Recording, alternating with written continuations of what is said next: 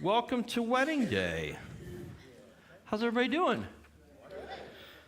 Very good. I thought I would dress it up a little bit today for what we're going to talk about. Couple things in terms of announcements. I don't really have a whole lot of jokes today. I have a lot of stories that I'm going to share during the sermon, so just be sort of looking for that. I did have something come across yesterday. I don't know if any of you follow college baseball. Okay, so yesterday, the Michigan Wolverines beat the Ohio State Buckeyes 23-1. That's not a joke. That's just me telling you the news. And they had to stop the game in the 7th inning. So I just felt important to share, to keep you updated on the news of the day, so that you we're all aware of things, just to make sure. So we're talking about weddings today, but I would be remiss. I mean, today is May 4th, and if you are a Star Wars fan, this is the official May the 4th be with you day. And just so that you know, I've already had a few things that have happened, and I want to mention this first. Just so you all know the level of Star Wars, how far it goes in my family. My mom was born today, May 4th. Okay? My oldest daughter was born on May 4th. So the force is strong in my family. So, yes. We're very, very excited about that. So I also want to wish both of them a happy birthday, but be able to sort of say, hey, it's May 4th. It's Star Wars Day. And so a couple of things. Somebody breached security and went into my office this morning and has gifted me a Star Wars version of Monopoly. And so, but it had no name on it. So whoever was responsible, I would love to be able to say thank you to them, or keep it a secret. But I was very surprised. Now, I did get another gift that is not anonymous. This came from Ashley, and she gave me a little bag. It says, "May the force be with you." And it's a gift for me, but it's really a gift for all of us. Okay, it is a gift for each of us that we will enjoy for weeks and months to come. She gave me the official Star Wars dad joke book. So this will be yes. In case she thought I would run out of material, no, it'll be put well to use. So I'm very excited about that.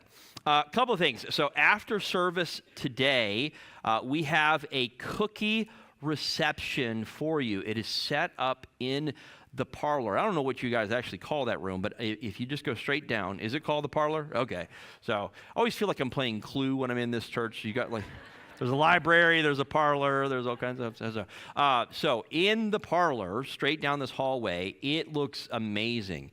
Not only have each of you brought wonderful cookies, which I'm excited, a number of you brought wedding pictures. So make sure you sort of walk around the room and look at the various pictures from wedding day from a few years ago, from some years ago, from possibly many years ago. We're excited about being able to share that. And it's just taken a lot of work. Each one of you who have put time in, especially my wife. My wife has put in just a lot of time and effort to make all of this happen. Believe it or not, this is all stuff that was in your stuff. Like it was all we just sort of dug it out, pulled it out, and put it all together to make it all happen for today. On your way in, you might have noticed, but you can do this on the way out. There's a little spot for a little picture. If you guys want to take a little picture today, you can take a picture. I would love for you to take that, post that on Facebook, post that on your Instagram, and tag the church in that just to say, hey, you were here today as well. There is still another picture opportunity next week. Just want to make sure you're aware of that. That Mother's Day, we're going to have a photographer here. His name is Joe Albert. He's a local Massillon photographer. Some of you may know him. And he is going to be here for the hour before service and for about an hour after service, at least until we're done. So anybody that wants to get your picture taken, obviously this is for the ladies, and that's up to you. You can have a picture taken of yourself. If you want to let others in that picture with you, family or whatnot, they're welcome to be a part of that as well. But he'll come, he'll give us some instructions. There'll be a website after he's done that you'll be able to go to and download your pictures and all that. So we're looking forward to that. It'll be in the same parlor that we're celebrating today, so it'll be back there as well. So just sort of keep that in mind. In your bulletin, there is a little insert. It is about, and I'm gonna refer to some of this in my message. I did write a book about weddings in my wedding ministry back in 2023. If you're interested in getting even more of what's in this mind of mine, you're welcome. It might be scary, but if you want to hear more of that, get a hold of that. You can order that completely on your own, and you can, if you want to bring it in, I'll gladly autograph it, sign it, whatever you want to do. So if you're interested in that, you can look at that. And before we get too far into today, we are talking about weddings. Something I did want to celebrate. I'm not even sure where they are. So they may not be, oh, they're up there. So a few weeks ago, you guys remember that we had a baptism. And two of the three people that we baptized were Joseph and Corinne. And they have a wonderful announcement. They just got engaged a couple of days ago. So congratulations. So everything, this is all a dry run. This is all a dry run for you guys. So in case you like, if you like what's going on, great. This is actually, we'll get you guys ready for that. And so we'll actually start talking about that pretty soon. All right, let's get started. I want to start with the book of Genesis, Genesis chapter 2. And this is a wonderful text, but it's going to sort of get us going in the direction that we need to go this morning. So Genesis chapter 2, verse 18 says, "Then the Lord God said, 'It is not good that the man should be alone. I will make him a helper fit for him.' Now, out of the ground the Lord God had formed every beast of the field and every bird of the heavens, and brought them to the man to see what he would call them. And whatever the man called every living creature, that was its name. The man gave names to all livestock and the birds of the heavens and to every beast of the field. But for Adam there was not found helper fit for him. And while he slept, he took one of his ribs and closed up its place with flesh. And the rib that the Lord God had taken from the man, he made into a woman and brought her to the man. Then the man said," this is a little small, "This is at last bone of my bone and flesh of my flesh. She shall be called woman because she was taken out of man. And the man and his wife were both naked and were not ashamed." So this is, it's an amazing story that we begin with. One of the things that you should know right out of the gate is that the Bible begins and ends with a wedding.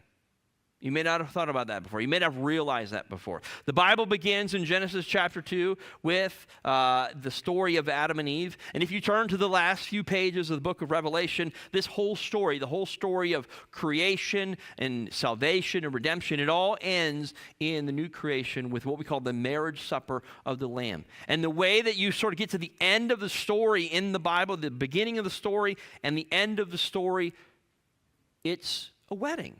It all begins and ends with a wedding. Now, I love weddings. I have been doing weddings for about 25 years. So I've been doing this for a very long time. I have officiated over 1,800 weddings, okay? So I have a huge passion for this.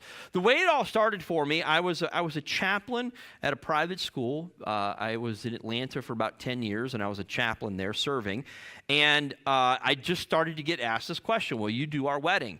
And I did a wedding for a teacher one time. Then I had another teacher ask me to do a wedding. And then this thing started to snowball. I started to do so many weddings that people at like wedding venues, coordinators, they would all ask me for a card. And I was like, I don't have a card. I mean, and I didn't realize that there was such a need. But what was very clear to me is that there was such a need for people who they wanted to get married, but they didn't attend a church. They weren't connected to a church. They weren't members of a church. They had perhaps grown up in a church. They had gone until they were about 18. They went to college. Something happened when they were in college. Some English professor said something their freshman year, and they stopped believing, and they stopped going, or whatever. And they met somebody, and it all started to work out, and then they realized, hey, we need to get married. And there's at least still something in the culture that says we need a minister. We need a minister to come help us. We need a minister to come. And they don't really even know where that comes from, other than they think, well, maybe that's the law somewhere. It's really not. But they just think, well, we need a minister. And what I realize is that there's only a few times in life where somebody who does not attend a church wakes up and says, I need a minister. Now, the only other time really is that, if someone's passed away, we need to have somebody do the funeral for Uncle Joe or something along those lines. But to have people who are 23, 24, 25, who are not religious, and they sort of have the mantra. They'll have, well, we're spiritual, but we're not religious.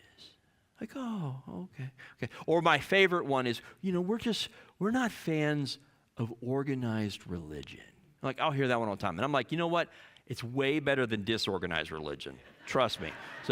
And they don't get that right away. But to have these folks sort of show up on my radar and say, we need a minister. And I said, well, I'll be glad to talk to you. And to have them spend hours of their time with me, getting them ready for their wedding. And the very first thing that I will say to them is very clear. Hey, we are preparing for two things. We're preparing for a wedding, but we're also preparing you, more importantly, we're preparing you for marriage. And they're not the same thing.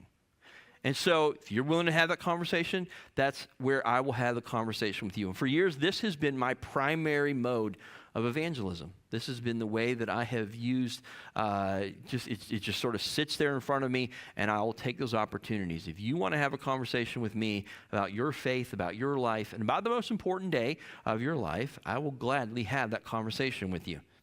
Now, I love weddings, just all this, just getting all this ready, all the decorations. It's wonderful. It is the best day of anyone's life. But with that, I have seen some things, okay?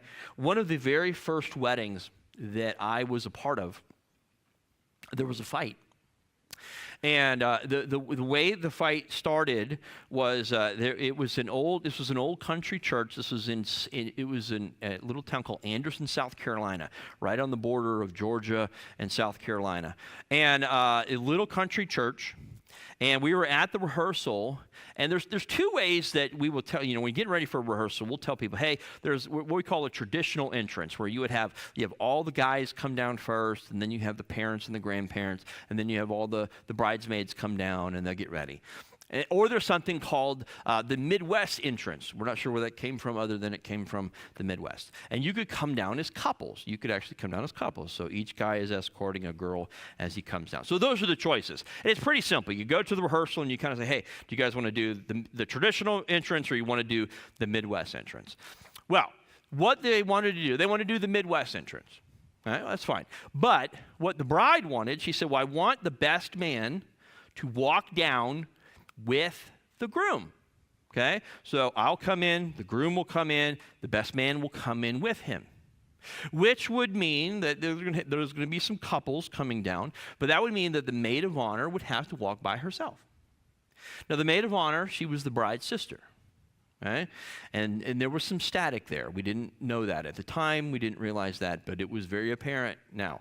Okay, so the maid of honor, she was very upset that she was going to have to walk by herself. Very upset. And we're trying to say, hey, you're kind of special. You're the maid of honor. We're going to give you a little spotlight. Everybody else is going to be couples, but you're going to be the maid of honor. And she was feeling like she was being singled out. Now, we also realized, too, she had a little crush on the best man. And so somehow she thought throwing this fit at the rehearsal would universally put them together. This is how this all thought. So this rehearsal took 2 hours. Okay? If you've ever been to a rehearsal, they don't last 2 hours. Okay? No. So this one. So we kept trying to talk to her. She's arguing with the sister. I'm trying so gently to be able to just nudge this thing. And eventually,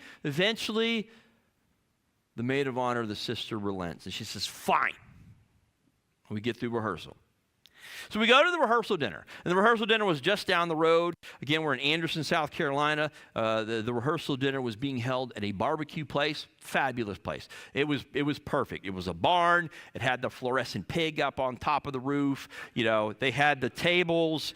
They had, you know, it's a good barbecue place when they have the roll of paper towels on the table. They don't have napkins. We don't do that here. So, and they had a steel guitar band. It was legit. It was right from a movie.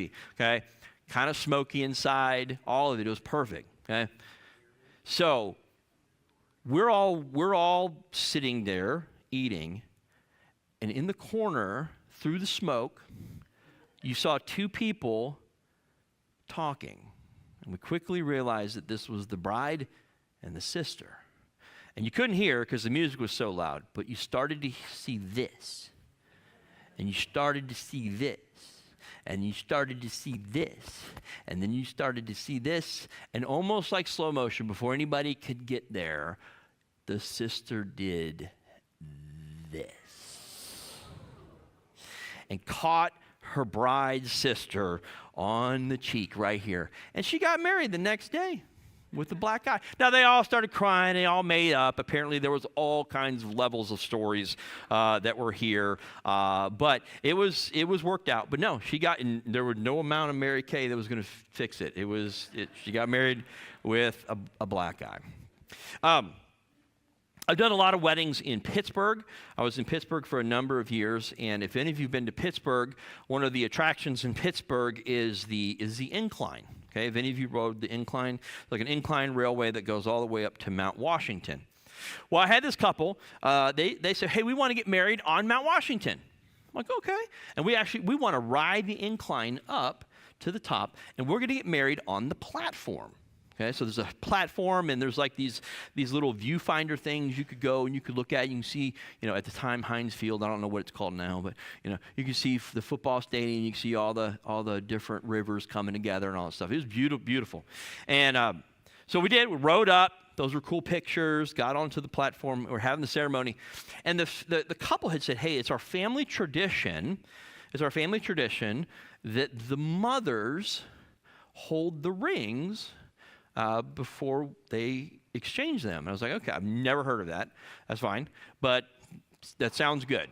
So I was actually standing where I was standing against the rail. So like all of Pittsburgh behind me, I had the little viewfinder things here. I'm standing against the rail, couples right here, and the family's all sitting in front of me.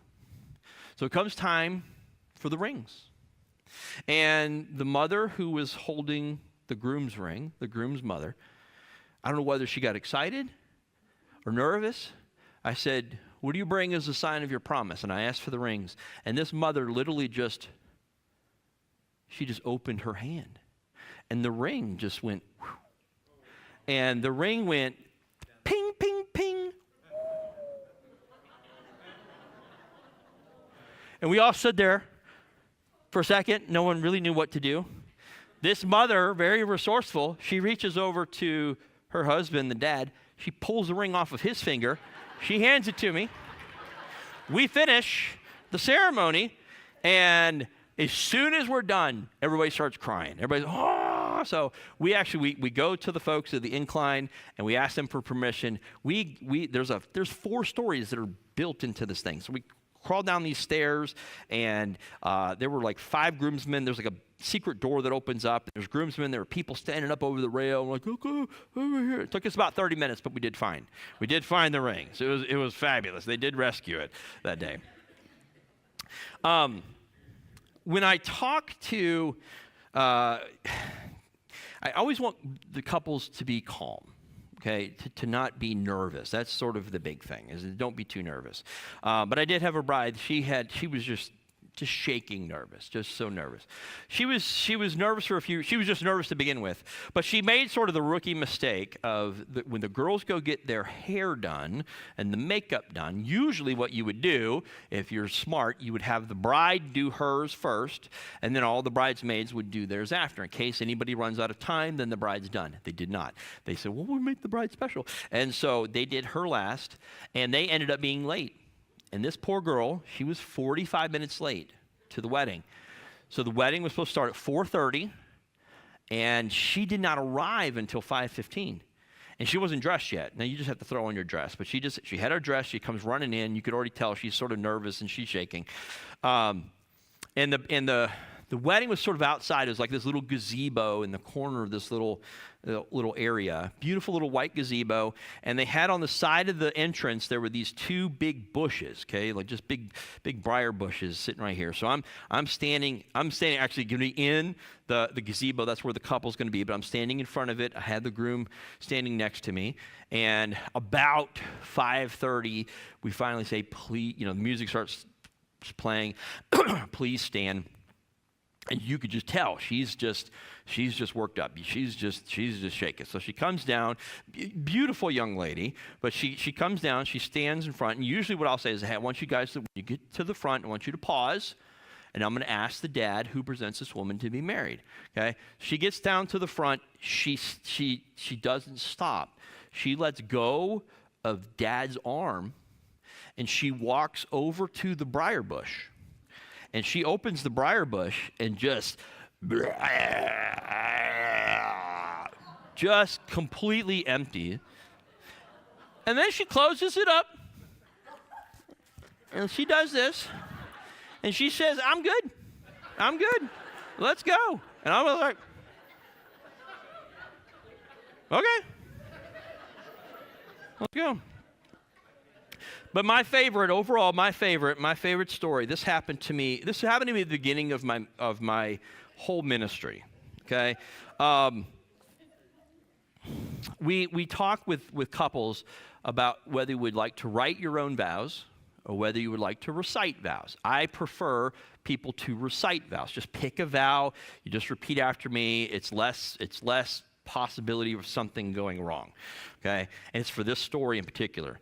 So when this story happened, I was young. I was about 25. I'd only done a few weddings. I'd only done little chapel weddings, little courthouse things, little ceremonies. And I had this couple ask me, hey, will you do our wedding? I was like, okay. And I didn't realize until I was already in and committed that this was going to be one of the largest events I'd ever been at. It was about 400 guests that were invited to this thing. And this was at a place called the Piedmont Driving Club, which is probably one of the fanciest upscale country clubs in the city of Atlanta. Okay? It was beyond frou-frou. If any of you watched the Kentucky Derby yesterday, that was at the wedding. So all the girls were wearing hats. They had butlers, silver trays, white gloves. There's like a lady playing the harp. They had just trained geese and swans walking around. Like, I don't know where you got, it was like the Great Gatsby. Like, where do you get trained geese to just walk around? They're just walking around. And they were hired geese at this wedding. Okay? It was that fancy. So we're out, and they had this beautiful gazebo. It was out on right next to the tee box of the first hole. Beautiful summer night, just perfect. Now, a couple weeks before, this couple had asked me, they said, hey, can we write our own vows? And no one had asked me that yet. I was still kind of a novice, but I didn't want it to look like I was a novice. So I said, sure, whatever you want. Can we keep them a secret? And again, no one had asked me that, and I was like, sure, you can do whatever you want. It's your wedding, So I should not have said yes to either of those questions. So the vows are getting ready to take place, and I said, hey, the couple, I won't say their names, but they prepared their own vows. And they pull out these scrolls. They pull out these like parchment paper things, and they start unrolling these things, okay? And I'm thinking, this is going to be awesome. I mean, they really thought this out. This is beautiful. They actually put these on parchment paper. They're going to unroll them, and they're going to read them. She read her vows. Beautiful. Just very heartfelt. Her family's on the front row, very honoring, and she was a little teary, a little emotional. It was perfect. And then he read his vows. And from the parchment paper, he said, "You're hot, but you're also cool." And that was it. He rolled it up. And I stood there. I didn't know what to do. I didn't know. I just sat there. And admittedly, I mean, you don't want to compliment someone. She was hot. She was beautiful. But her face turned hot. Like her face turned fire hot. And mom's face turned fire hot. And grandma's face turned fire hot. And it was not it was a different connotation than what he was trying to get. And all the guys, they thought this was awesome. They just thought this was great. And so we plowed through. And, husband and wife, they kissed, and at the end, the whole wedding party went into the country club. This group stayed. The wedding party stayed to get pictures. And once everybody was gone, she let them have it. She said things you never want to hear. And she said them all right there on wedding day. They're still married, though, I think. I'm pretty sure they're still married. But I will never, ever, ever forget that. All right. As I said, though, in Genesis, it is not good that man should be alone. I know that is the truth for me. I am not good by myself. It just is not good. Now, what that passage, though, says, and this is sort of an interesting passage because people have seen it and it gets interpreted different ways. It's an incredibly weird word to translate, that God gives Adam a helper, okay? Now, helper, that kind of sounds diminutive. It sort of sounds like second chair, like a servant or something like that. I did see a comedian one time. He did explain that when he got married, he got a little helper with his driving. Like that came with his driving. And some of you know what I'm talking about, that when you also got a helper with you driving. So there's Siri. For me, there's Siri, there's Alexis or Alexa, and then there's Misty. Misty's way better than any GPS, okay? But that's not really what this word means. Okay, the word helper, the way that Moses intends it to come across in Genesis, it's more like a complement. Okay, this is the piece that is missing. It's almost like a puzzle piece. If you've ever put together a puzzle and you get to the end, you realize, oh my gosh, we missed one. You start looking on the floor and you realize there's one that is missing, but there's one piece that fits, and that's what Moses is trying to explain. They're not the same. They don't look the same. They don't act the same. They're completely different, but they need each other to complement one another, to complete one another. So God creates Eve by saying he will make a helper or an active counterpart or partner for him. Now, the word for Eve's role, it's one of the most complex words to translate. The phrase ezer kenegdo, that's the Hebrew word behind this. And the old King James, if you have the King James version, there's an old word that you see, it's called helpmeet. And it was just, again, it's sort of clunky, it doesn't really work. But what one of the Old Testament scholars explained, his name is Robert Alter, he said that it's very much a profound idea, that if you take that term and you put it alongside with the man, that he and she are actually opposite, almost a mirror image of one another. They are a counterpart to each other. The word help is actually too weak. It really doesn't fit. It's not like an auxiliary or anything like that. It means when ezer is connected with kenegdo, it means that there is an active intervention on behalf of someone. It's almost like a military context. It really goes to that sort of level that we need each other. We need to work together. That whatever we go into, we're going into a battle. I need somebody with me. I need somebody on the side that I am not on.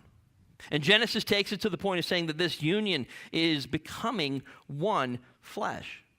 And if you take that connotation, the idea, the military connotation, the idea of reinforcements, I need help.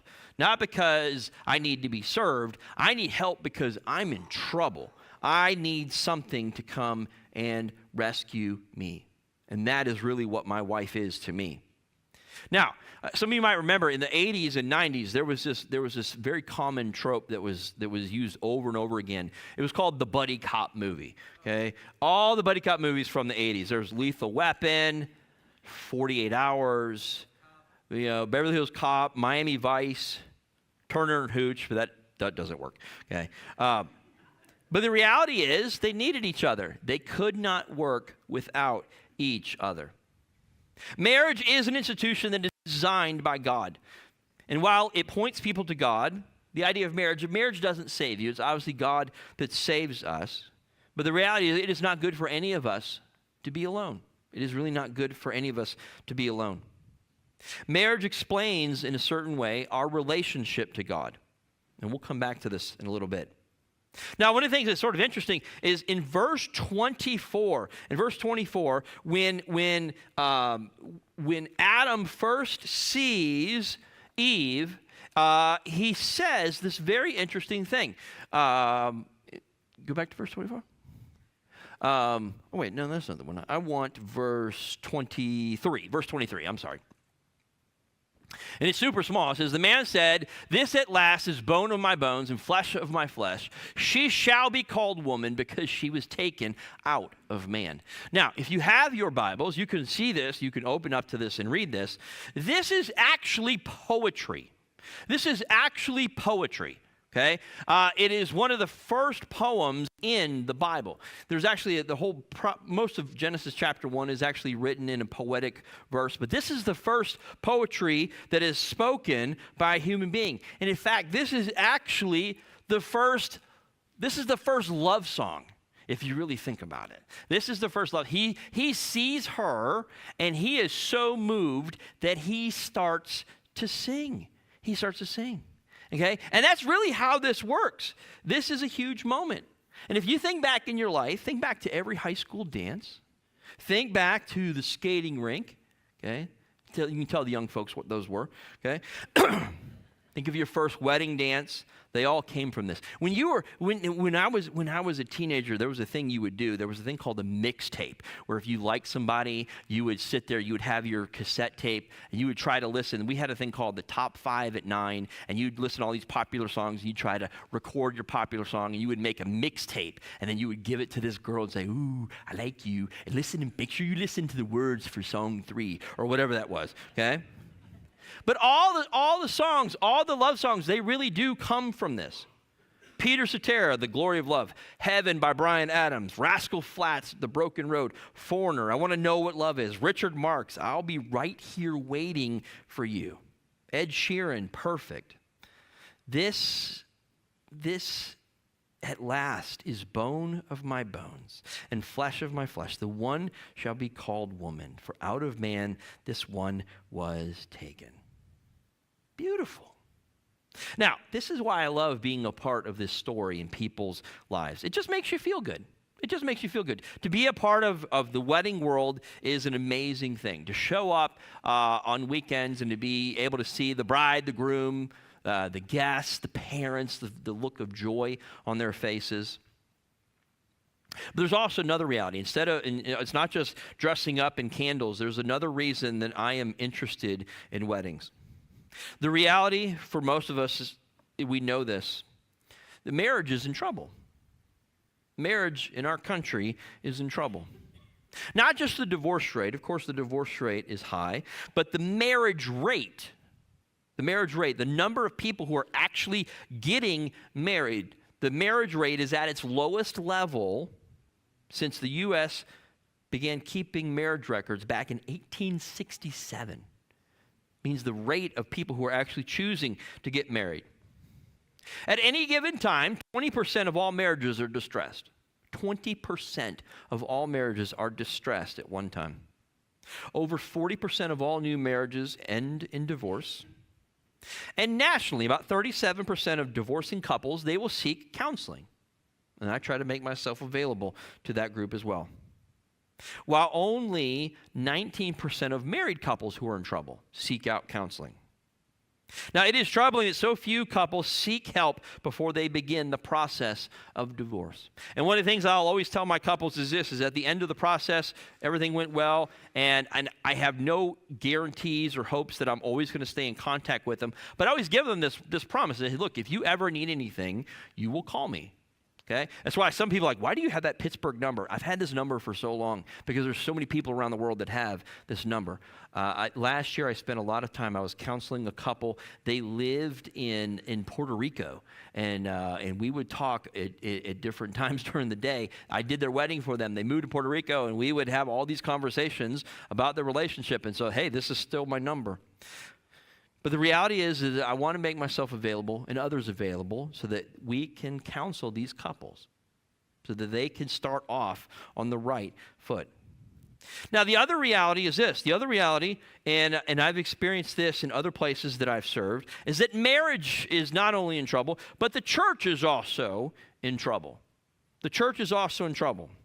There was a Lifeway researcher named Aaron Earls. He found that pre-pandemic, 34% of those surveyed attend 4 or more times on a typical month. That most people before the pandemic attend 34 times a month. 30% attend 3 times a month, and 36% attend less than once a month. Now, those numbers have dropped since the pandemic. Those have gotten worse. But they are sort of improving. But the research says that 26% say they attend 44 times a month. Now, some of you come every Sunday, and I love you. You come every single Sunday. It's not a Sunday that you miss, okay? That's wonderful. But you're only in that group of 26%. 26% come to church on every Sunday.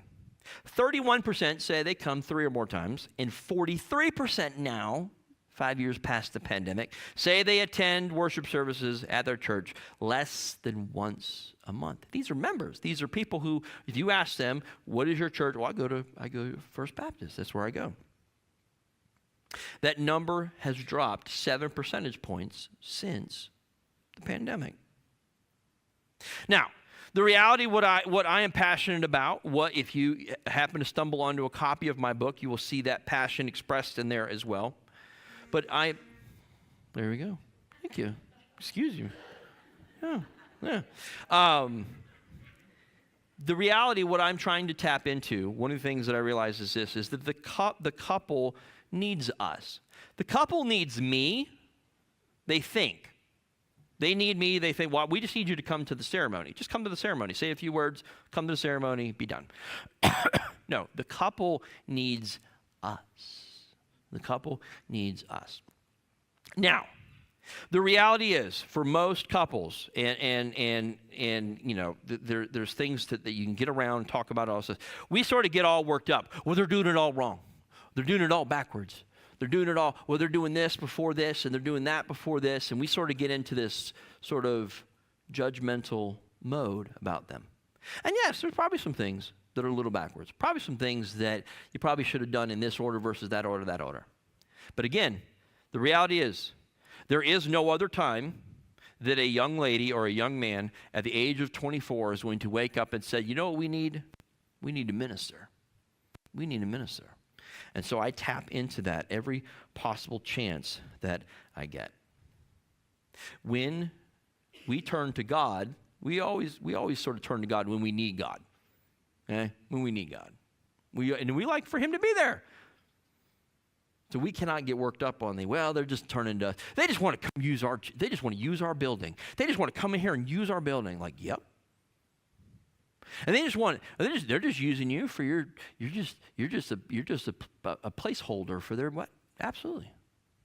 But I get to stand in front of 100 to 200 to 300, 400 if I'm lucky, okay? I get to stand in front of those folks every Saturday. I get to share the gospel. I get to say the Lord's Prayer. I get to pray over them. I get to pray over the families. I get to be a part of this. And the reality is some of the folks in other places that I've served, I've had people come and be a part of the church that I'm serving at, and they weren't even the couple. It was just some folks, hey, we saw you at the wedding. We asked you where you were a pastor, and now we're here. We showed up for that. The Bible begins with a wedding. Jesus begins his ministry at a wedding, and we're going to talk a little bit more about that next week. And the Bible ends with a wedding. We're not just looking for a party. We want our lives to be different. Now, the reality of where I want to close is I want to go to the book of Romans, and this is what I do when I get to spend time with a couple. I always sort of tell them that this is going to be the passage that I'm going to spend time with them on, and I'm also going to use this in the ceremony. Because long ago I realized that this is sort of the key. This is sort of the key. Whether you are looking to get married, whether you are married, whether you want to stay married, okay, these are the things that we need to learn. And it's out of Romans chapter 12, verses 9 and following. And I chose this for a reason. One of the reasons I chose it, everybody uses 1 Corinthians 13. Love is patient, love is kind. It's like it's overused. So I had to find something else. I just had to be that guy. I had to be different. But Paul does a very good job in this passage. And he starts off in verse 9. He says, let love be genuine. Okay? That's the first question I'm asking any couple. Is this genuine? Is this real? Okay? If you're just dating somebody and no one really cares, once you get engaged, though, oh my gosh. Everybody starts paying attention. Like, ooh, this is my fiance. Oh, okay. And they start out, oh, what are your plans? What are your intentions? What are you doing? So I want to know that it's genuine. I want to know that it is a genuine thing. Go on to verse 10. I always ask, so love one another with, there's another translation, with brotherly affection or mutual affection. I want to make sure they sort of understand that you're not trying to be fair. Okay? This is not trying, if you're going into marriage thinking it's going to be fair, you're in the wrong business. Okay? It's going to be unfair from the get-go. Okay? If any of you have children, it's been unfair since they arrived. Okay? But there is the idea that it is mutual, that I'm not just trying to get the stuff for me. I'm not just trying to get what I'm looking for. And he goes on in verse 10, he says, to outdo one another in showing honor. This should be your goal. You should wake up, and I tell this to every couple, you should wake up. This should be sort of a contest, okay? I'm going to outlove you today. Oh, that's so sweet, because I'm going to outlove you today. No, you're not. I'm going to outlove you today, okay? And guess what? If you win that game, you both win that game, okay? Now, if you keep going with the fair thing, then you're like, you know what? You're not giving me the things I need. You're not giving me the things I'm looking for. I need a little bit more, okay? And if you try to go 50-50, if you try to keep it at that point, you're going to be in trouble. Now, we could all, listen, I tell couples this all the time. We could go start a business. We can go start a little pizza shop. You give 50%, I'll give 50%, and it'll be fair. We'll make some money, okay? I don't know if the pizza will be any good, but whatever. That's not marriage, though. Well, you give 50 and I'll give 50, but I'll make sure if you start slipping into like 43 and 42, I'll come after. No. Okay. You have to outdo one another. Now, I always say this to couples too, like I realize you guys are engaged. You've probably not had an incident where you've woken up on the wrong side of the bed or somebody's been cranky or anything like that. But that will come. That will come eventually. They laugh a little bit, okay? But if one of you is cranky, this is your opportunity to win right out of the gate. If they're being weird in the morning, then you just get to win by like 9:30. It's awesome. It's really perfect, okay? If you're trying to do this, you're trying to outlove them. And the next verse says, do not be slothful in zeal. Be fervent in spirit. Serve the Lord. It's a fancy way to say don't get tired. Okay, and I will talk through what's going to happen with the engaged couples is that there's a process that they go into, and I'm really trying to rescue them from this process. The moment that they get engaged, they go into a machine, okay? And there's all these apps, and there's all these things. The typical wedding today costs $34,000, okay? And my first thing is like, you don't have to do that. You don't have to do all that. But don't get worn out. Don't let this process wear you out, okay? I have seen couples, they'll show up to the rehearsal bickering, they'll show up to the rehearsal exhausted, they'll show up to and they're just like, oh my gosh, we just want to get this over with. You're like, no, this is the beginning, okay? You didn't get to the finish line. This is the actual beginning of the race, okay? Don't let this process wear you out. And how do you do that? And this is for each of us. Be fervent in spirit. You continue to serve the Lord. When I run into people, and this has nothing to do with marriage, when I run into people that they're burnt out, they're worn out, they're just having a hard time, I will ask them very quickly, what have you done? Have you done anything to serve the Lord recently? Well, no, because I'm burnt out. Like, Paul makes it very clear. These things go hand in hand. They go together. Make sure that you're doing this, okay? If you want to, as you are in marriage or entering into marriage or anything like that, one of the things that you should make sure, and going into our next verse, it says, rejoice in hope, be patient in tribulation, be constant in prayer, okay? If you're constantly praying for your spouse, it's very hard to argue with them. It's very hard. Okay? It's very hard to actually sit down and go, God, please bless Misty, even when we're driving, and just bless her. Like, it's very hard. It's very hard for me to be worked up. It's very hard for you to be worked up. If you are worked up about anybody, it's very simple. Are you praying for that person? Okay? Rejoice in hope. Be patient in tribulation. I will tell couples that you're going to have hard times. Okay? If you think the engagement season, no, this is nothing. There's going to be some things that are going to come eventually. Be constant in prayer. And for each of us, this is an important thing. This is not just principles for those that are married. This is not just principles for those who are seeking marriage. This is principles for each of us as a church. Rejoice in hope. Be patient in tribulation. Be constant in prayer.